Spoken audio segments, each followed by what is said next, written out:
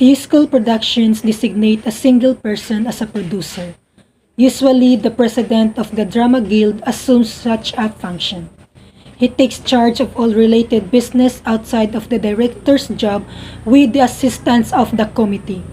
They are the one who plan games and organize the informations for the meetings, oversee any event the drama club undertakes during the year, whether it is a drama club or officer meeting, a play production, fundraisers, theater banquet, and etc.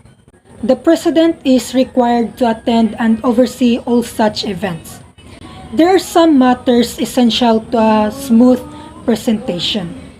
So first is the auditorium. An auditorium is a room built to enable an audience to hear and watch performances. For movie theaters, the number of auditoria or auditoriums is expressed as the number of screens.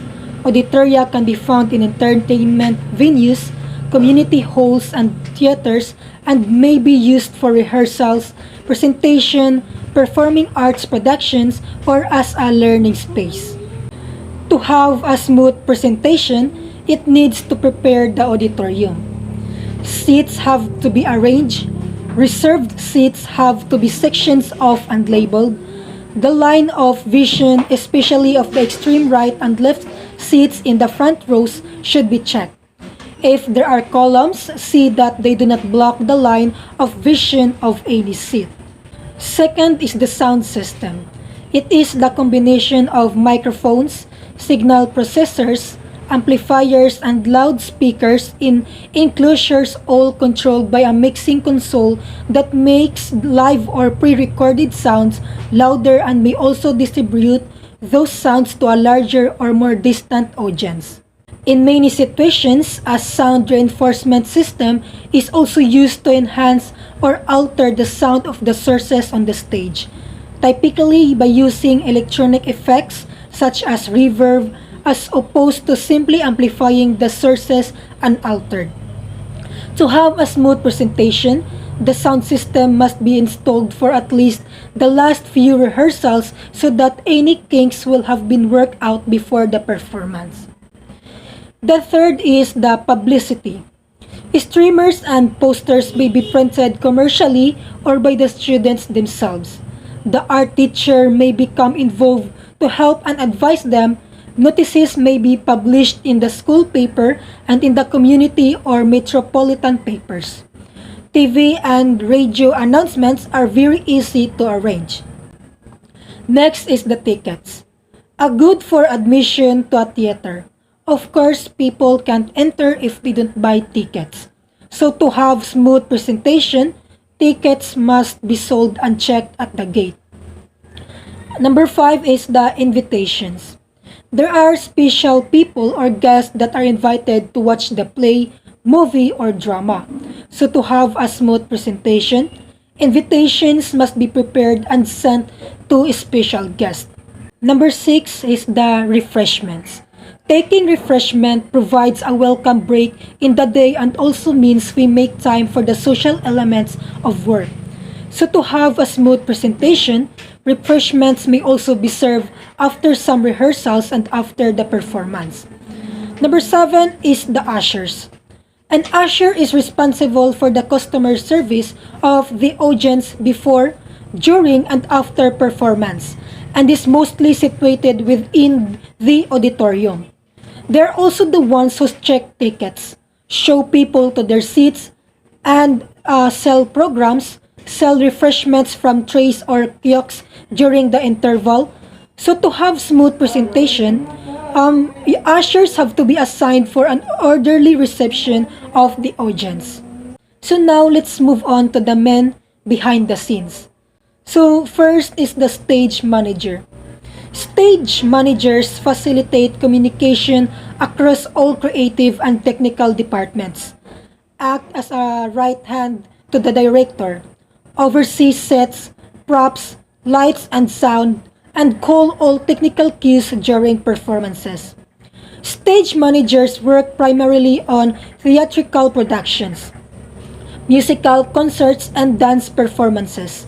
They provide indispensable practical, and organizational support to directors, performers, designers, and technical crew throughout the production and rehearsal process, and supervise on stage and backstage activity during performances to make sure the show goes off without a hitch. So these are we have here the stage manager responsibilities. First is the scheduling and running rehearsals. Second, communicating the director's wishes to designers and craftspeople. Third is the coordinating the work of the stage crew. Fourth is the calling cues and possibly actors' entrances during performance. Fifth is overseeing the entire show each time it is performed. So what makes a stage manager differ from the director? Director works primarily with the actors and is the overall authority on production.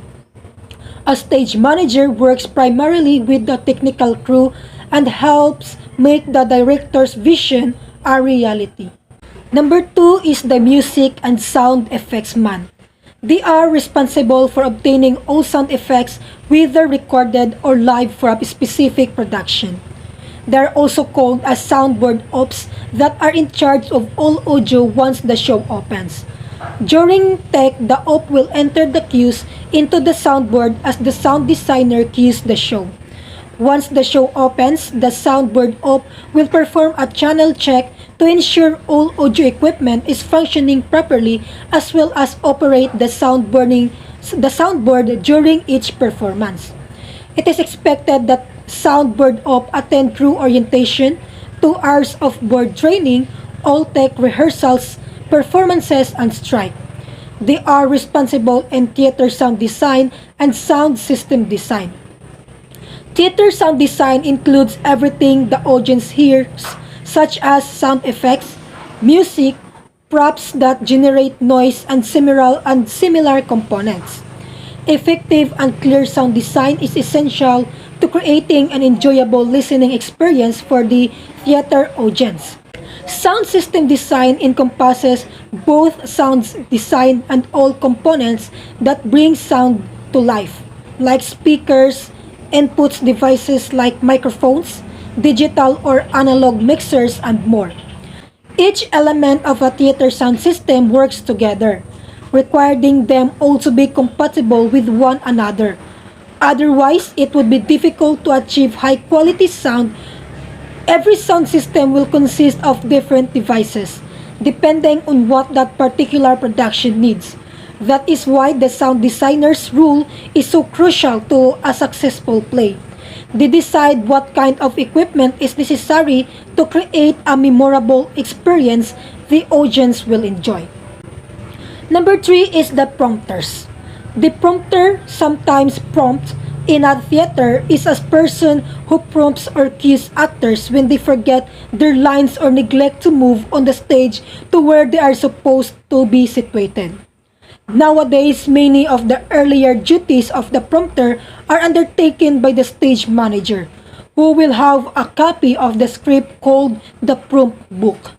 This is the most definitive version of the script for any one performance and will contain details of all cues, with their precise timings with respect to the action on stage. This allows the prompt to direct lighting, sound, flying effects, and scene changes during a show. The prompt book also often contains blocking notes so that the prompt is always aware of the intended positions and movements of all the actors on stage at any given time. Next is the prop and scenery committee. They are responsible for the visual elements of a film or play, such as assets and costumes. There also focuses on set decoration, which includes props and furniture. Run crew, sometimes called deck crew, are the crew members that power the scene changes, prop hands-ups, and on-stage magic for each production. This may include but not limited to moving scenic units, operated flying scenery, striking and setting off props on stage, and so on. It is expected that each run crew member attend crew orientations, all take rehearsals, performances, and strike. Next is the lights committee.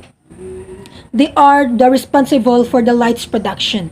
There are two types of lights operators. First is the spot op.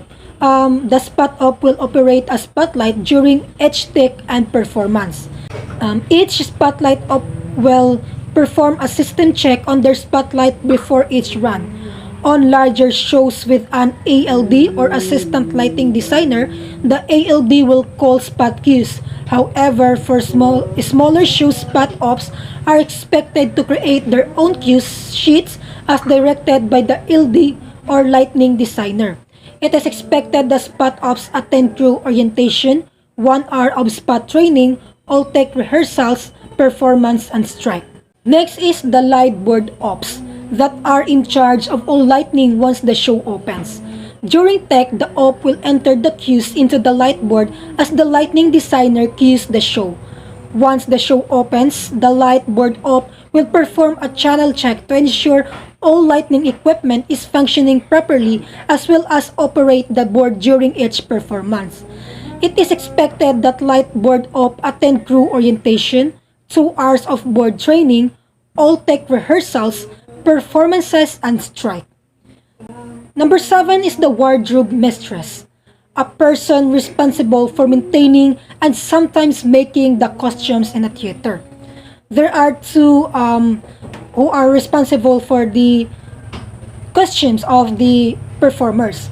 First is the wardrobe chief that is charged with ensuring all costumes and dressing rooms are in working condition. Reporting to the PSM and costume shop manager, the WC is the communications conduit between actor and production staff. It is expected that the WC to attend crew orientation, all dress rehearsals, performances, and strike. The WC will work with the dressers and the costume shop manager to schedule laundry or costumes between dresses and performances. Will require time outside of regular evening rehearsals and performances. Next is the dresser.